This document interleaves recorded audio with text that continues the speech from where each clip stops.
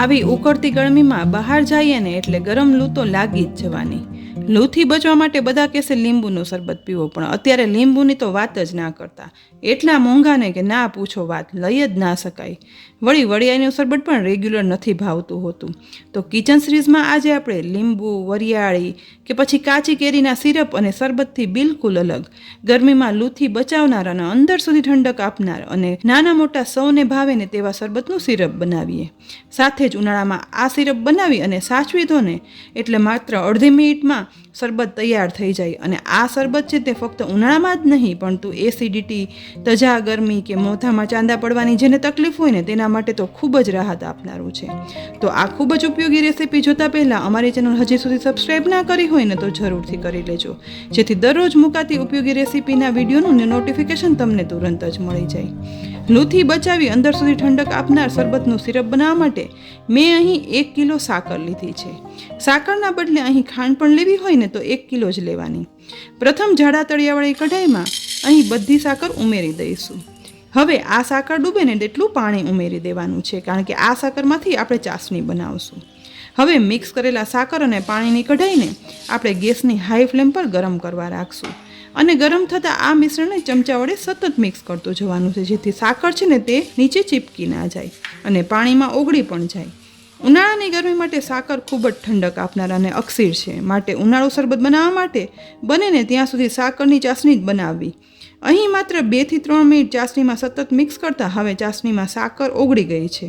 તો હવે આપણે ચલાવ્યા વગર ચાસણીને ઉકળવા માટે રાખશું.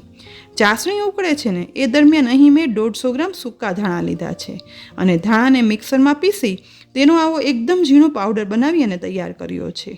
તો આ ધાણા પીસેલા ઝીણા પાવડરને એક પોળા બાઉલમાં ઉમેરી દઈશું અને ધાણામાં જોઈતું પૂરતું પાણી ઉમેરતા જઈ અને મિક્સ કરતા જઈ એક થીક પેસ્ટ બનાવી અને તૈયાર કરી લઈશું. ધાણા છે ને તે તાસીરમાં વરિયાળી કરતાં પણ વધારે ઠંડક આપનારા હોય છે. જેને તજા ગરમી, એસિડિટી હોય ને તે આ શરબત ફક્ત ઉનાળામાં જ નહીં પણ 12 માસ પીએ ને તો એસિડિટી જડમૂળથી જતી રહે છે. હવે ધાણાની પેસ્ટ બની અને તૈયાર થઈ ગઈ છે. તો અહીં મેં 3 ચમચી જેટલો વરિયાળીનો પાવડર લીધો છે. તેની સાથે 100 ગ્રામ સૂકી કાળી દ્રાક્ષ લીધી છે. અહીં વરિયાળીનો પાવડર ઉમેરવો બિલકુલ ઓપ્શનલ છે.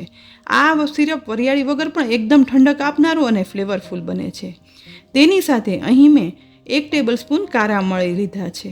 તેની સાથે 1 ટેબલ સ્પૂન ખસખસ લઈશું, 1 ટેબલ સ્પૂન જીરું લઈશું અને 4 થી 5 એલચી લઈશું. પણ આ બધી વસ્તુ ચાસણીમાં આપણે આખી નહીં ઉમેરીએ. હવે આપણે મિક્સરના ચટણીના જાર લઈશું. તેમાં પ્રથમ સૂકી કાળી દ્રાક્ષ ઉમેરી દઈશું, સાથે કાળા મરી ઉમેરશું, ખસખસ પણ ઉમેરી દઈશું અને જીરું પણ ઉમેરશું. તેની સાથે એલચી પણ હવે છેલ્લે ઉમેરી દેવાનું છે. બધું ઉમેરાઈ જાય ને એટલે તેમાં 1 કપ જેટલું પાણી ઉમેરશું. હવે જારનું ઢાંકણ ઢાંકી બધું એકરસ થાય ને તેવું પીસી લેવાનું છે. પીસ્યા પછી અહીં બધી સામગ્રી લિક્વિડ પેસ્ટ બની અને તૈયાર થઈ ગઈ છે.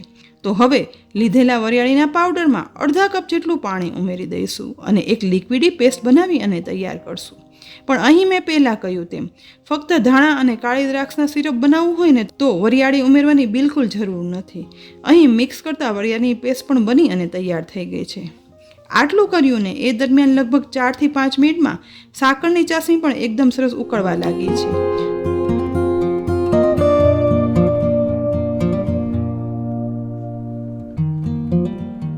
તો હવે આ સમયે પ્રથમ ધાણાના પાવડરની પાણીમાં બનાવેલી પેસ્ટ છે ને તે ઉકળતી ચાસણીમાં ઉમેરી દઈશું. બધી પેસ્ટ ધીરે ધીરે કરી અને ચાસણીમાં ઉમેરી દેવાની છે. હવે ધાણાની પેસ્ટ ઉમેરાઈ ગઈ છે તો બનાવેલી વરિયાળીની પેસ્ટ પણ સાથે ઉમેરી દઈશું. અહીં બધી જ વરિયાળીની પેસ્ટ ઉમેરાઈ જઈને ત્યારે મિક્સરમાં પીસેલી કાળી દ્રાક્ષ, ખસખસ, મરી, એલચી અને જીરુંની પેસ્ટ પણ સાથે ઉમેરી દઈશું. બધું જ ઉમેરાઈ જાય ને એટલે ચાસણીમાં એકદમ સરસ રીતે મિક્સ પણ કરી દેવાનું છે. ઘાટી થયેલી ચાસણીમાં આ બધી પાણીમાં બનાવેલી પેસ્ટ ઉમેરતા ચાસણી છે ને તે ફરીથી પતલી થઈ જશે.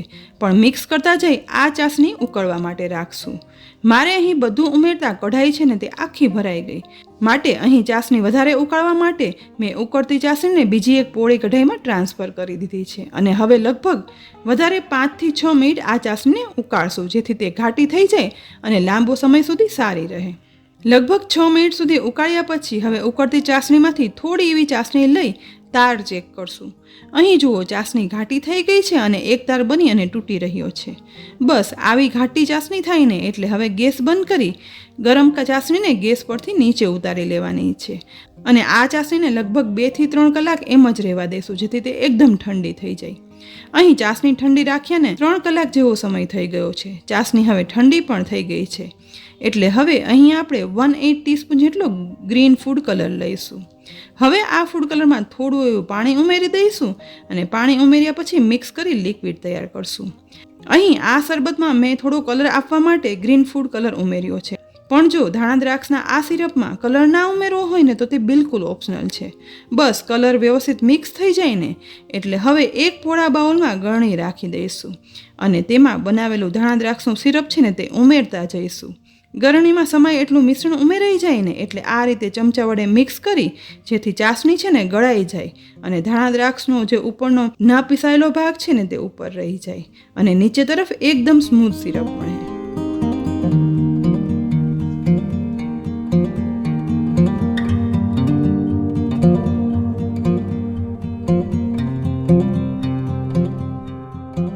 અહીં ધીમે ધીમે મિક્સ કરતા આ રીતે બધું સિરપ ગાળી લીધું છે અને નીચે તરફ ધાણા દ્રાક્ષના શરબતનું સિરપ બની અને તૈયાર છે.